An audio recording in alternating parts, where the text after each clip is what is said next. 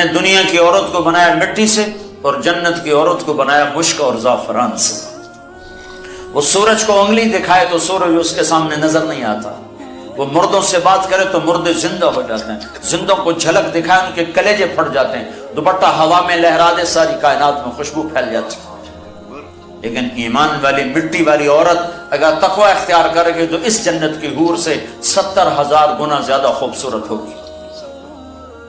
اللہ نے عورتوں کے حقوق رکھے ہیں، یہ ماں کی شکل میں ہو تو میرے نبی کا فرمان ہے کاش میری ماں زندہ ہوتی اور میں عشاء کی نماز کے مصلی پر ہوتا اور میں سورۃ فاتحہ شروع کر چکا ہوتا اور ادھر سے میری ماں مجھے کہتی بیٹا محمد، تو میں اس کی خاطر نماز توڑ دیتا تو میں کہتا جی اماں جان۔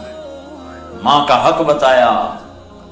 اسلام نے تو عورت کو عزت بخشی، عورتوں کا مجمع ان کی نسبت سے تھوڑی بات کر رہا ہوں، اسلام نے تو عورت کو عزت بخشی، مغرب نے تو عزت نہیں بخشی، مغرب نے تو عورت کو پاؤں کا جوتا بنا دیا، ٹیشو پیپر بنا دیا ہے۔ اسلام نے عزت بخشی۔ اس کا پہلا روپ بیٹی ہے، یہ بیٹی کے روپ میں آئے اور اس سے پہلے چلے جاؤ۔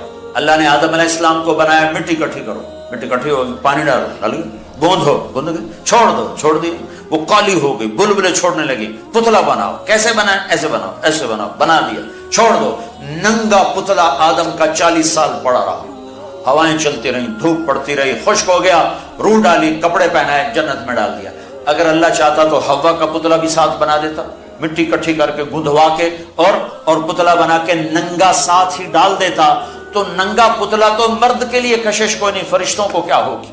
اور بے پردگی تھی کوئی نہیں کہ تھا ہی کوئی نہیں، بے پردگی کس سے تھی؟ تھا ہی کوئی نہیں، تو دونوں پتلے ساتھ ساتھ بنتے، آدم کا بھی حوا کا بھی، دونوں ننگے ہوتے، پھر دونوں میں روح ڈالتا، پھر دونوں کو کپڑے پہناتا، پھر دونوں کو جنت میں ڈالتا۔ نا نا نا نا، ایک تو انتظار کروایا، انتظار کروا کے چیز عطا فرمائی اللہ نے کہ بڑی چیز کو ایویں نہیں دیا جاتا، کچھ تھوڑا سا مشقت میں ڈال کے دیا جاتا ہے۔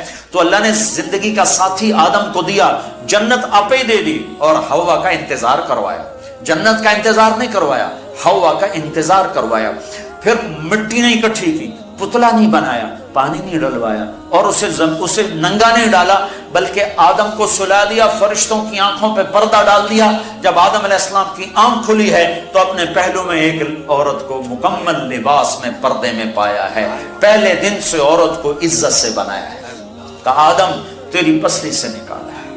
ادھر الٹے ہاتھ کی پسلی سے کیوں نکالا ہے؟ کہ ادھر دل ہے، کہ عورت ہر روپ میں دل میں جگہ پکڑتی ہے، ماں، بیٹی، بیوی، بہن، دادی، خالہ، جس روپ میں ہے اس کا مقام دل کے قریب ہے، دل سے دور نہیں ہے۔ اور اللہ تعالیٰ نے آدم علیہ السلام کو انتظار کروایا، اور آدم علیہ السلام کو جنت اچھی نہیں لگ رہی تھی، کلے گھابرے پھر دے آئے، حوا ویکھی تو خوش ہوئے، کہنے لگے اے اللہ کون تیری بیوی؟ آدم علیہ السلام کال کی تھی اگوں ہے، تو اللہ تعالیٰ نے کہا مہر تو ادا کر، مہر تو ادا کر۔ کہنے لگے کیا مہر ہے؟ کہا میرے آخری نبی پر ایک درود پڑھ دے، یہ مہر ہے، یہ مہر ہے اس کا۔ مردوں میں سب سے خوبصورت کون ہے بھائی؟ یوسف علیہ السلام مردوں میں سب سے خوبصورت ہیں، اور عورتوں میں سب سے خوبصورت ہے اما حوا۔ حوا تمام مستورات جتنی پیدا ہوں گی، جتنی پیدا ہوئی، ان سب میں خوبصورت ترین عورت حضرت حوا ہے۔ پہلے دن عزت سے پیدا کیا، پردوں میں بٹھا کے پیدا کیا، اور بیوی بنا کے ساتھ رکھا، اور حقوق رکھے۔ اگر بیٹی پیدا ہو تو میرا نبی فرماتا ہے 3 بیٹیوں کی شادی کر دو تو جنت واجب ہو گئی، 10 بیٹوں کی شادی کرو تو جنت واجب کوئی نہیں، 3 بیٹیوں کی شادی کرو تو جنت واجب ہو گئی۔ تو ایک صحابی نے پوچھا یا رسول اللہ 3 نہ ہو 2 ہوں؟ تو کہا 2 کی شادی کرو تو جنت۔ ایک نے کہا یا رسول اللہ اگر 2 نہ ہو، ایک ہی بیٹی ہو اور آگے کوئی سلسلہ بھی نہ ہو، تو آپ نے کہا 1 بیٹی کی شادی کر دو تو جنت واجب۔ یہی بہن بن جاتی ہے، بیٹی سے بہن بنتی ہے، بھائی آتا ہے۔ تو میرے نبی نے فرمایا جس کو اللہ نے 2 بہنیں عطا فرمائیں، 2 بہنیں، اور انہوں نے اس کا حق ادا کیا، حق ادا کیا، حق کہ بھائی بہنوں کا حق مار جاتے ہیں، ماں باپ کی وراثت میں سے بہنوں کو نہیں دیتے، نہیں دیتے۔ یہ ایسے ہی حرام ہے جیسے شراب بیچنا حرام ہے۔ جیسے سود کھانا حرام ہے، ایسے ہی بہنوں کا حق کھا جانا ایسے ہی حرام ہے، جیسے چوری حرام ہے، یہ بہنوں کا چور ہے، اس کی چوری کی جس کے ساتھ مل کے ایک چھاتی کا دودھ پیا، ایک تھالی پیالی میں کھایا اور پیا، ایک چھت تلے جس کے ساتھ زندگی گزاری، یہ اس کی چوری کر گیا ہے۔ جس نے اپنی بہنوں کا حق مارا اس کا رزق حرام ہو گیا۔ تو میرے نبی نے فرمایا جس نے بہنوں کو حصہ دیا، جس کو اللہ نے 2 بہنیں دی، اس نے بہنوں کا حق دیا اور شادی کے بعد بھی ان کے سر پہ ہاتھ رکھا تو اس پہ جنت واجب ہو گئی۔ پھر یہ بیٹی سے بہن، بہن سے بیوی۔ پھر میرے نبی نے فرمایا بہترین مسلمان وہ ہے جو بیوی کے ساتھ اچھا سلوک کرے، اور میرے نبی نے فرمایا جو یہ چاہے اس لوگ کا مسلمان کہ وہ جنت میں میرے گھر کے قریب گھر بنا لے تو وہ 2 کام کرے، ایک اپنے اخلاق اچھے کرے، ایک اپنی بیوی سے اچھا سلوک کرے، تو اس کا گھر میرے گھر کے قریب ہو جائے گا۔ تہجد پڑھے، جہاد کرے، تبلیغ کرے، ذکر کرے، مراقبہ کرے، یہ نہیں فرمایا، کہ وہ 2 کام کرے، ایک اخلاق اچھے کرے، ایک بیوی سے اچھا سلوک کرے۔ یہ بیوی سے اچھا سلوک بھی تو اخلاق میں آتا ہے، اس کو الگ کیوں کہا ہے؟ کہ بہت سے لوگ باہر بڑے اخلاق والے ہوتے ہیں اور گھر میں بیویوں کے ساتھ بڑے بدتمیز ہوتے ہیں، اور ہمارے ذمہ داروں میں عام ہے یہ حدیث، ایسے میں آنکھوں سے دیکھ رہا ہوں کہ میرا سارا خاندان، میرا معاشرہ جو ذمہ دار معاشرہ ہے وہ باہر ڈیرے دار ہیں، ذمہ دار ہیں اور بڑے سخی ہیں، بڑے مہمان نواز ہیں، لیکن گھر میں اتنے ہی بدتمیز ہیں، بیویوں سے ایسے سلوک کرتے ہیں جیسے نوکرانیاں، بیویوں کے ماں باپ کو ایسے گالیاں نکالتے ہیں جیسے انہیں گالی دینا ثواب کا کام ہے۔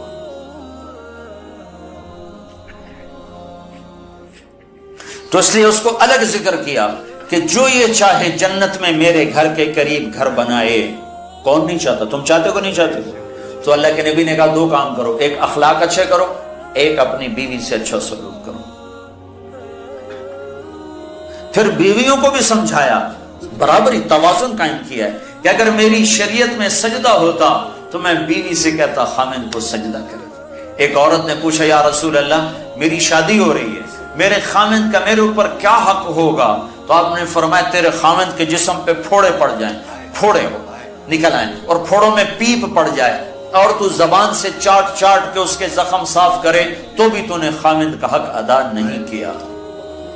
لو ان المرأة صلت خمسها صامت شهرها حسنت فرجها اطاعت بالها دخلت من اي ابواب الجنة شاءت۔ میرے نبی نے فرمایا جس عورت نے 5 نمازیں پڑھی، رمضان کے روزے رکھے، خامند کی اطاعت کی اور بدکاری نہ کی، عزت میں خیانت نہ کی، تو جب وہ آئے گی تو جنت کے 8 دروازے کھل جائیں گے، اللہ فرمائے گا جدھر سے چاہ چلی جا، جنت تیرے لیے ساری حلال ہے۔ یہی عورت ماں کے روپ میں تبدیل ہو جائے تو میرے نبی نے فرمایا کاش میری ماں ہوتی اور میں عشاء کی نماز کے مصلی پر ہوتا اور میں سورۃ فاتحہ شروع کر چکا ہوتا اور ادھر سے میرے گھر کا دروازہ کھلتا اور میری ماں کہتی بیٹا محمد، تو میں اس کی خاطر نماز توڑ دیتا، میں کہتا اماں جی حکم، میں پھر پڑھوں گا۔ آپ نے فرمایا میں جنت میں گیا تو میں نے قرآن کی تلاوت سنی، میں نے پوچھا یہ کون تلاوت کر رہا ہے؟ مجھے کہا گیا یا رسول اللہ یہ حارثہ بن نعمان ہے۔ میں نے کہا حارثہ؟ وہ تو مدینے میں بیٹھا ہے، ابھی مرا تو نہیں ہے کہ جنت میں اس کی تلاوت گونجے؟ تو ان فرشتوں نے کہا یا رسول اللہ ماں کی ایسی خدمت کی ہے کہ اللہ نے خوش ہو کر حکم دیا ہے حارثہ جب قرآن پڑھے ساری جنت کو سناؤ۔ کذالکم البر کذالکم البر۔ میرے نبی نے کہا ماں باپ کی خدمت یہی ہوتی ہے، یہی ہوتی ہے۔ صرف نماز روزے کا نام اسلام نہیں ہے، اور بھی دکھ ہیں زمانے میں محبت کے سوا، راحتیں اور بھی ہیں وصل کی راحت کے سوا۔ اخلاق کا بہت بڑا باب ہے جس کو امت نے بھلا کے رکھ دیا، انسانی حقوق تو پائمال ہو گئے، تباہ ہو گئے۔ یہ ماں ہے، ماں ہے، ہر روح میں عورت معزز اور محترم ہے۔